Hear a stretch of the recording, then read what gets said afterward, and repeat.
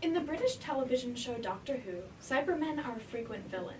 Seeking to replicate themselves by replacing all but the most essential body organs of humanity with machinery, the Cybermen are cold and callous. As living humans are taken away, all that returns is a body of metal, unfeeling, upgraded from its past form. Cybermen call for upgrades to the human body, the ultimate upgrade until the mind is no longer one alone, but part of a mental hive. In the cyborgs, humanity is dead. Yet one of the central themes of any episode revolving around the Cybermen is the idea of humanization, underneath the metal exterior. Is there still a human heart? Are there still emotions? Can humanity be completely removed? These questions are central to Doctor Who on the subject of cyborgs, but they're also central to our understanding of science and technology in general. In Doctor Who, the most poignant example of the Cybermen is Danny Pink, a human-turned-cyborg who continues to love, to feel emotion, and to reject the orders of the hive mind to eventually save the world. Though thousands of cyborgs at that point in the Series 8 finale have taken over the Earth, one is enough to stop his fellows. Not because he's more advanced technologically, but because he has access to the most powerful tool in the world, human emotions. When we look to the power of scientific thought, we see a similar situation. Throughout the world, we face obstacles to human development and survival.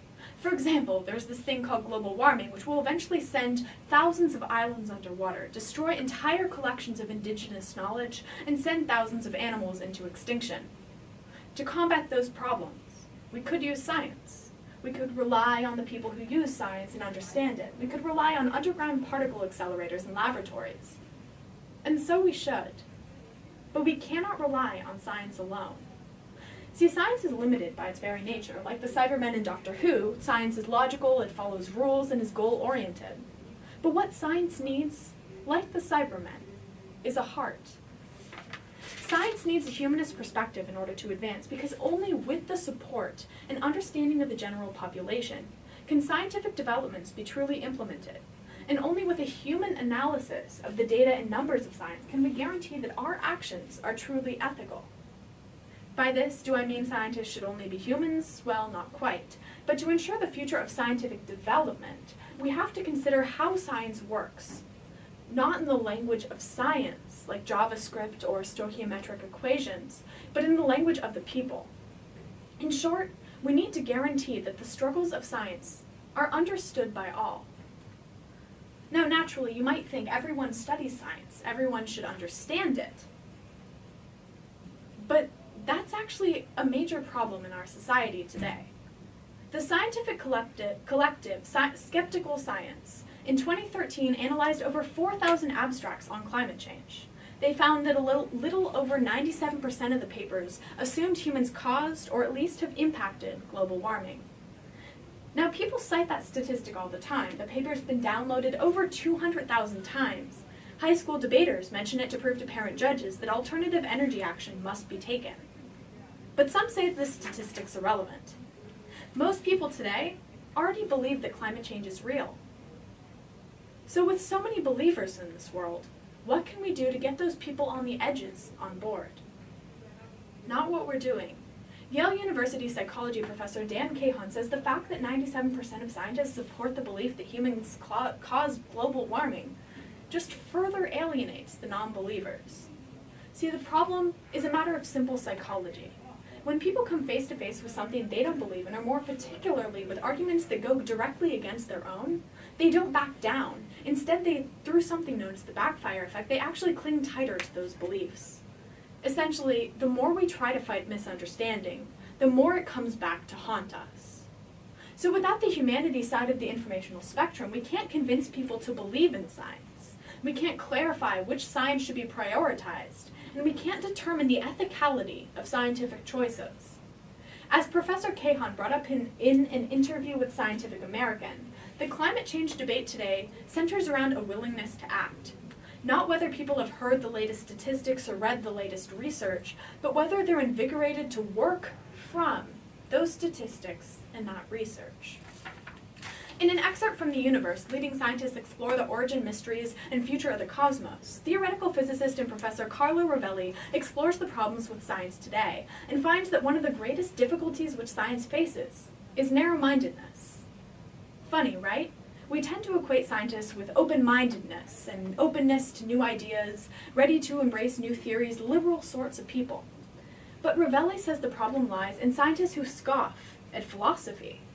Restricting our vision of reality today, he says, to just the core content of science or the core content of the humanities is being blind to the complexity of reality. See, embracing the sciences without the arts cuts our point of view in half. But it also removes the most invaluable tool which science possesses, the ability to shape worldviews and thereby change the world. There are lots of scientific discoveries which should have changed the world but didn't. Why? A common theme through some of the discoveries was the lack of proper communication of new information on the block. What do laughing gas, Robert Goddard's rocket technology, Robert Galbraith's brain-fixing electrodes, and Henry Cavendish's brilliance have in common?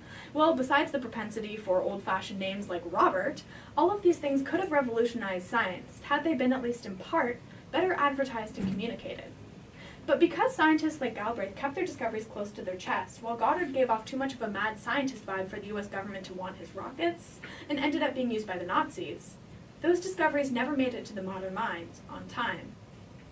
Because of the lack of communication, we've lost out on the potential to end depression across the world. 100 extra years to develop medical techniques to help patients survive, the possibility of electricity becoming widespread hundreds of years before it did, and the ability to stop the Nazi Party from becoming a global threat. In short, the science-only mindset lost the world hundreds of thousands of lives, in both quality and quantity. And in the end, as you can see, the only way we can keep scientific development moving forward is to communicate it well, and bring it into society as not only a science, but an art as well. See, the future of scientific development today is uncertain. We don't know what's coming. We can't know what will change. Every day, scientists make new discoveries that will change the way we interact with the world. Things like the creation of artificial intelligence will eventually become both a blessing and a curse. Meanwhile, new medical research comes closer and closer to solving dangerous diseases through the manipulation of the human genome. Meanwhile, alternative energy sources become more and more effective, giving us perhaps an eventual emission-free future. Meanwhile, the mysteries of outer space become less and less indecipherable, and more a resource at our disposal. We're going to have refrigerators that can mix drinks for us, self-driving cars, a colony on Mars, bionic contact lenses, superhuman prosthetics. Science is working. But science is also in danger, and has the possibility of endangering us as well. In danger, you ask?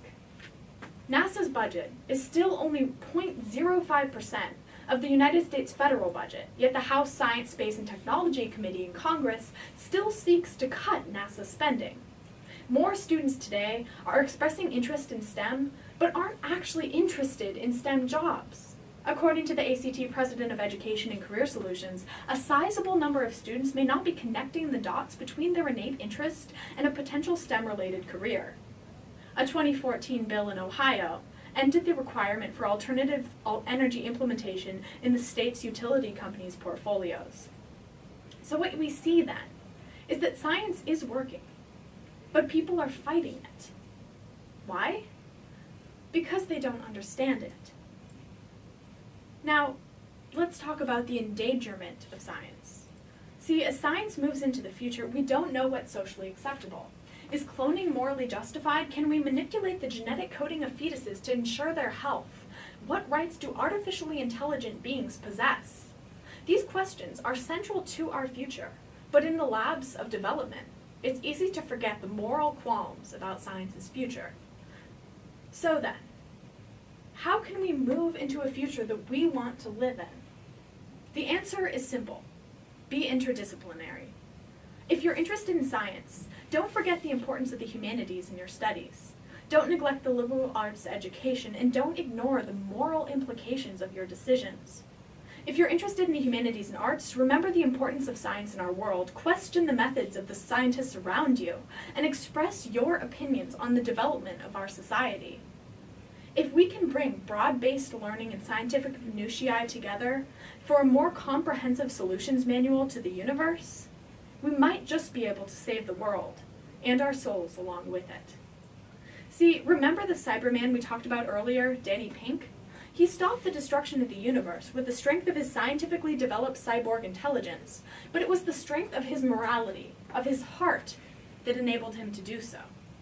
He let the opposing sides of his nature work together to save the world. I challenge you